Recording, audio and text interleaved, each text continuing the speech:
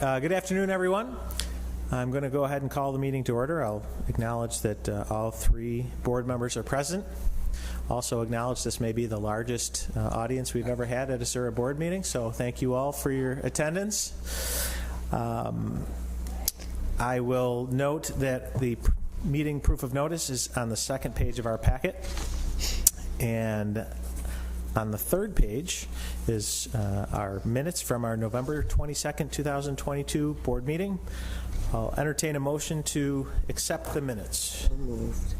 Seconded. Any further discussion? All in favor? Aye. Opposed? Carried.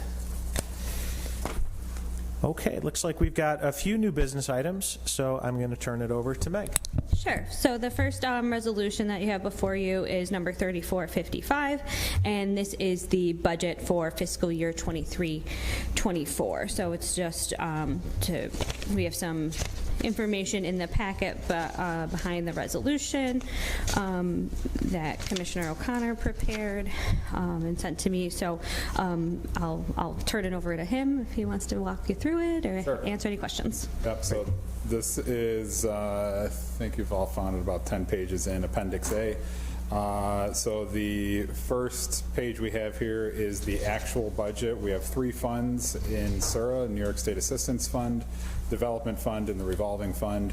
The Development Fund typically has little activity, and New York State Assistance Fund also has little activity. A Revolving Fund is usually where most of the activity is. New York State Assistance Fund, we are budgeting this year $1.25 million for sale of real property. That is the parking lot at the Chase Building on Water Street. We sold it. What's that? That's on Washington. Washington Street, sorry. We have not sold it. Oh. Just if we do, that's the projection. Okay. So this is in our 24 budget. Right. So, and relevant to another conversation we're going to have. So, Yes. But noted.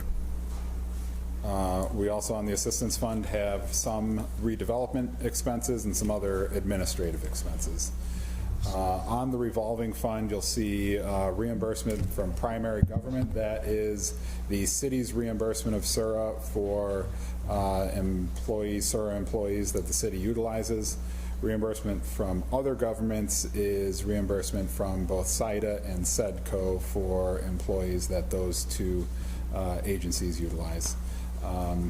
And the Revolving Fund, you'll see under the expenditures the related payroll expenses. So overall, we are budgeting a change in fund balance, an increase of $200,850. Included with the packet is brief summary on how our positions compare to last year. Total budgeted positions, we are up from 64 to 88. We also have a breakdown of how those positions are reimbursed and who they are reimbursed from. Last in the packet is a detailed listing of the fiscal year 23 positions and fiscal year 24 positions. And we've indicated where positions have moved or have been eliminated and where we have added new positions. Great. Very helpful. So I'll note, if you look at positions, what is primarily responsible for the increase in positions is related to the change in relationship with SACPA and the creation of new positions in the Department of Neighborhood and Business Development for the purposes of planning and permitting. So just wanted to note that. Anything else, Brad? Nope, unless there are any questions. Any questions for Brad or anybody for that matter? Mike, anything you want to add? Nope, not at all. Got it covered. Okay. Well, you know I always got questions, right? As you should. Council President. I'm trying to, this right here, the new position for Director of East Adams. What is that? So that position it's an ARPA funded position. out of the administration allocation for ARPA. That position directly is our main interface with the Housing Authority, McCormick Barron Salazar, Blueprint 15, and everything to do with what we had proposed within the Choice Neighborhood Initiative grant or implementation grant, and with all the development within that area that we defined as Adams on the northern end, Colvin on the southern end, 81 and Midland on the east and west.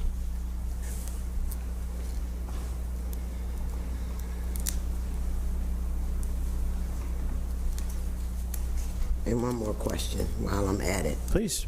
Okay, I'm looking at Chief Accountability Officer, so is that eventually going to go into the police department budget?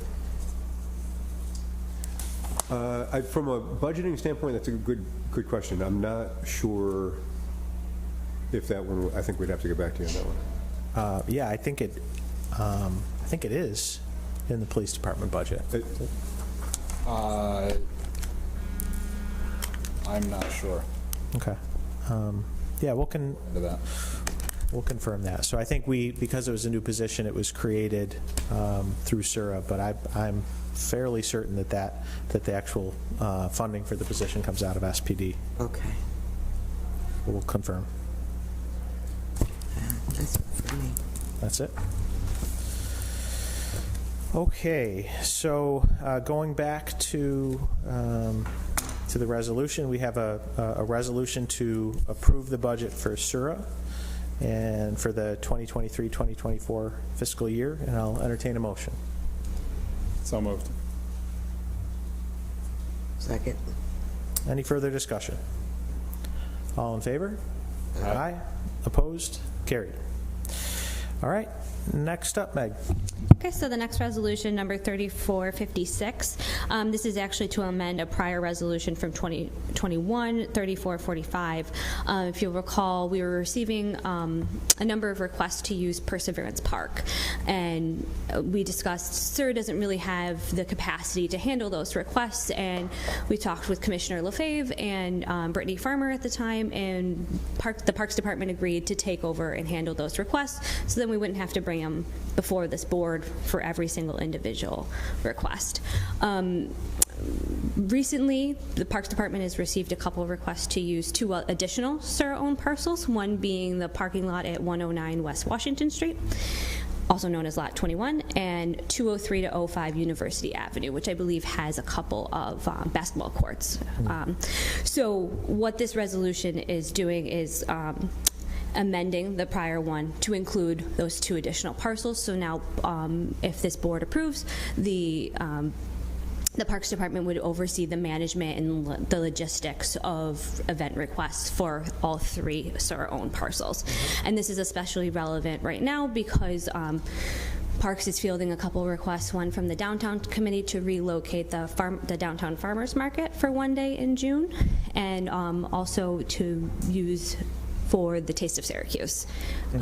So those are the two most relevant requests that are coming up just in the next month. So this would enable, as soon as this board, then it would go to Common Council also, because Common Council approved the original agreement that we had with the Parks Department. So we're going to get that on the next Common Council agenda as well, if this board agrees to go forward to have Parks manage all three parcels. And then Parks can pick up, we have America here from the Downtown Committee to answer any questions, and also have Bridget Nugent from, The new. yes, the new Bridget from the Parks Department, who's wonderful, and she is knows all the logistics of what would need to happen to make this work. Thank you. So, Bridget, I know for Taste of Syracuse, I'd heard that, so they're kind of shifting their layout. So, are they proposing to fully take over the SURA parking lot? Yes, yeah. They're trying to take the whole parking lot during that festival from Wednesday until the end of that time. And then, so it won't go further west than Franklin? Is that where it stops? Correct. Yeah, it's not going past Franklin at all this year. It's just going to continue down Clinton, and the main stage and things are going to be in Clinton Square, right, and then just put vendors all the way down Clinton. Okay. All right. So they would use the parking lot for vendors. They would like to put vendors and a stage in that parking lot to create another stage area like they had Right. previous years. Yeah. I was going to say, didn't they do that before? That I could not tell you. They were using that parking lot off of the corner of Franklin and Washington in Erie, next to the parking garage there, but they're no longer using that, right? Correct. So I think this will be the first time they're using the SURA lot, but for the same reason. Yeah, it looks like originally the Taste of Syracuse was originally set up this way, and they may have used that Well, then maybe originally, you're just remembering. but I think I walked through so originally that. they may have used it. I was not part of that team. I apologize. Okay, do they pay? Yeah, so how would we, remind us how we handle this from a permitting standpoint? Yeah, so from a Standard permitting, fees apply? Yeah, standard fees apply. So it would be $50 for every 4 hours. That's how we would charge it. They would also have to add us as additionally insured onto their insurance, and so it would be both SURA and the Parks Department on that as well. And they would have to include any vendor in that parking lot would also have to include insurance if there was a food vendor or something that would name both SURA and the Parks Committee as the Parks Department as additionally insured. Bridget, how have things worked out with Perseverance Park since we handed it over? So far, so good. I know last year coming in with Brittany, we had an event there, and it worked really, really well, and actually they want to do the same thing, and I've had a couple people reach out in regards to Perseverance Park because it's so centrally located in downtown area. And presumably we could permit Perseverance Park and the parking lot together. That is a hope of mine, for sure. Yeah. Yeah. As long as we own it, of course. Exactly. Yes. Yeah. Any other questions for Bridget? Okay. So the other, just shifting to Merica. So Merica, first I just want to say,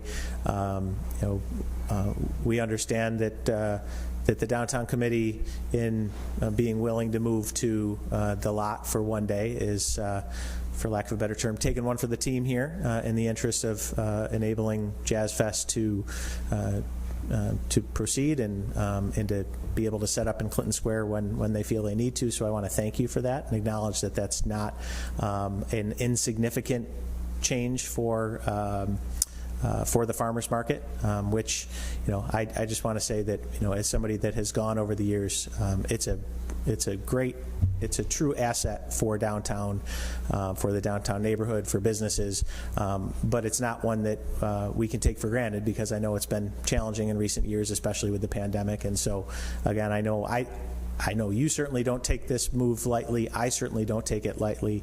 I want to say that, we at the city are ready and willing to work with you to make sure we do everything we can to minimize the disruption to the vendors and to the downtown committee. So, consider that an open offer, but also just wanted to say thank you for being a team player. Well, we appreciate it, so thank you. Anything you'd like to add? No, we had a chance to meet with Bridget and John Carter over at the site, figured out how we would lay it out. They were good with what we're proposing. Okay. So. All right, and the plan now is to move for that one day, so and we would permit it accordingly. Correct. Okay. Yep. Any questions for Mary? Is that for this year only? Good question. I don't think, the short answer is we don't know, but I think it's safe to assume that that it would be a reoccurring request of the Jazz Fest.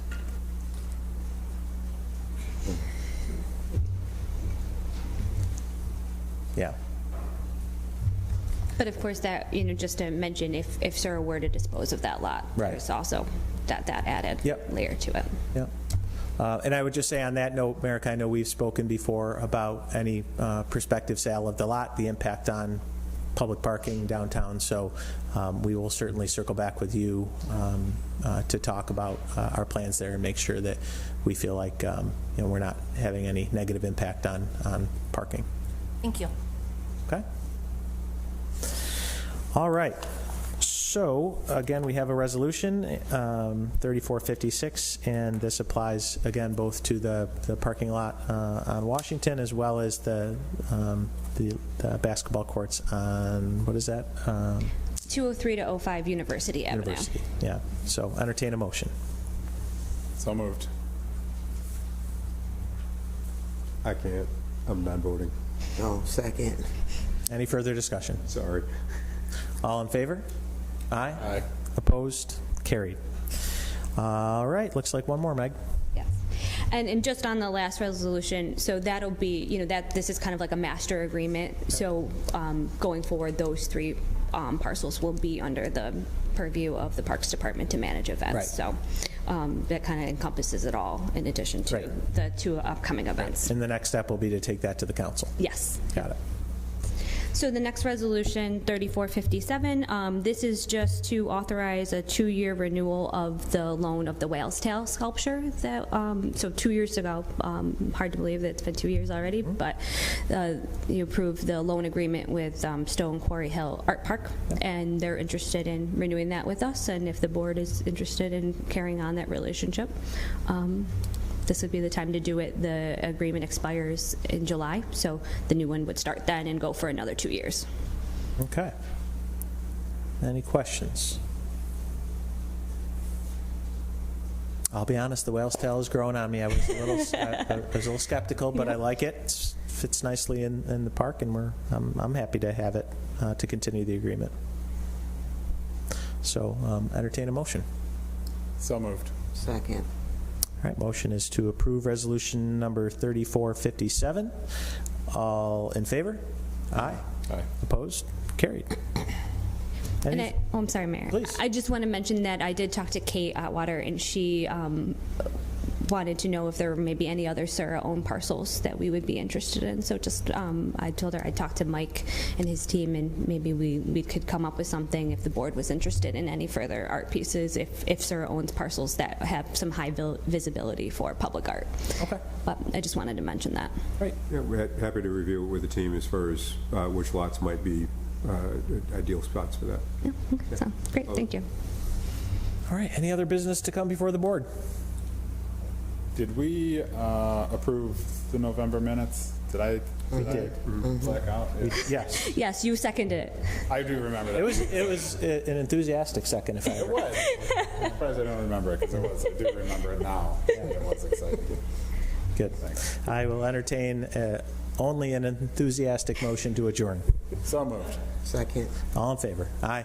Opposed? Meeting's adjourned. Thanks, everybody.